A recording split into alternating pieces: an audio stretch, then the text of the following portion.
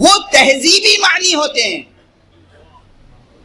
جب بھی کوئی کلمہ کسی زبان سے ادا ہوتا ہے، کسی تقریر میں، تحریر میں، شعر میں، نثر میں، تو وہ جملہ جس زبان سے ادا ہوتا ہے پتہ چل جاتا ہے کہ کہنے والے کا تہذیبی پس منظر کیا ہے۔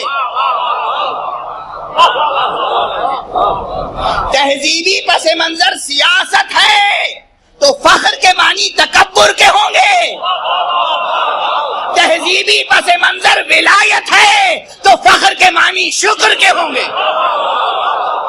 صلوات پڑھ دیجئے محمد۔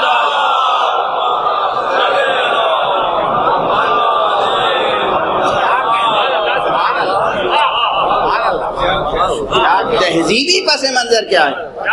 سیاست یا ولایت؟ سیاست یا ولایت؟ توجہ رہے۔ تمام عالم بشریت کو بس یہ طے کرنا ہے کہ ہم اہل سیاست بن جائیں یا اہل ولایت۔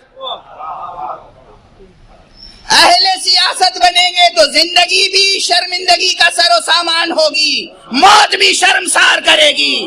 اہل ولایت ہوں گے تو زندگی بھی عبادت میں گزرے گی، موت بھی شکر کے ساتھ آئے گی۔